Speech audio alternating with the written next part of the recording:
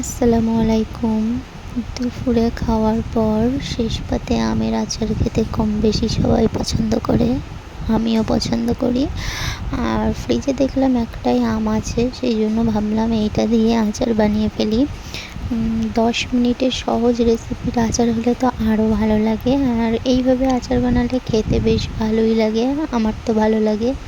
তো সেই জন্য আমটাকে আমি কেটে নিয়েছি, পানির মধ্যে কেটে নিয়েছি। আমের যত কষ বেরিয়ে গেছে, আর আমটা আমি ভালো করে ধুয়ে একটুখানি লবণ আর সামান্য পরিমাণে হলুদ দিয়ে সিদ্ধ করতে বসিয়ে দিচ্ছি।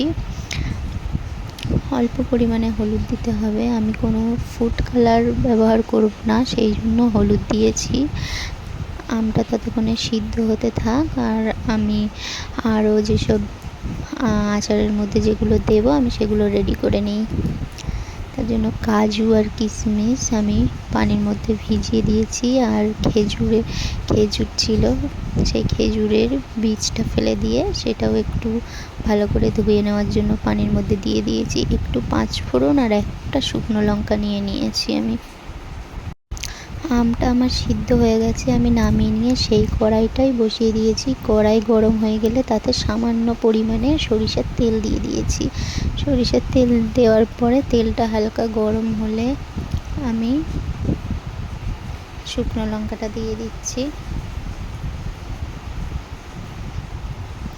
তারপর 5 ফোড়নটা দিয়ে দিলাম, দিয়ে ওর মধ্যে একটুখানি পানি ঢেলে দিয়েছি।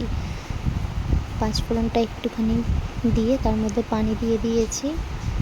এবার ওটা ফুটে উঠলে পরিমাণ মতো চিনি দিয়ে দিয়েছি। চিনিটা যে যার স্বাদ মতো দেবে, যারা বেশি মিষ্টি খেতে পছন্দ করে বাড়িয়ে দেবে, কম মিষ্টি খেতে পছন্দ করে চিনি কমিয়ে দেবে, যে যার স্বাদ মতো দেবে। ধুয়ে রাখা খেজুরটা দিয়ে দিয়েছি। খেজুরটা আমি আগে দিয়েছি কারণ খেজুরটা একটু শক্ত ছিল, একটু সিদ্ধ করার দরকার আছে, ওটা যাতে একটু নরম হয়, সেই জন্য আমি খেজুরটা আগেই দিয়েছি।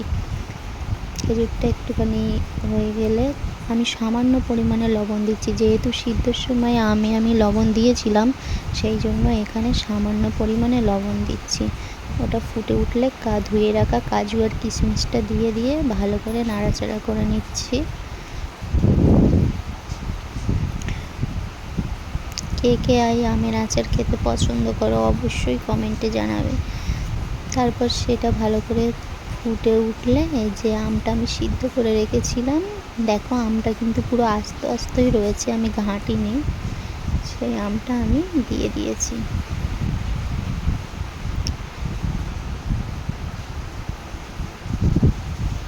এই আচারটা খেতে টেস্টি হয়, আর কে কে খেতে পছন্দ করো জানাবে। কিছুক্ষণ ফুটে ওঠার পরে এই যে একটু আমি এটা রাখবো, গ্রেভিটা রাখবো, পুরো শুকনো শুকনো করবো না, একটু পানি পানি থাকলে ভালো লাগে খেতে। আর আমগুলো পুরো আস্তে আস্তে আছে, আমি ঘাঁটিনি।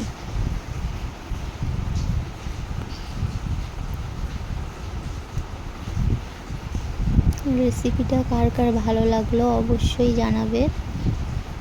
এই পর্যায়ে আমি গ্যাসের আঁচটা বন্ধ করে দিয়েছি।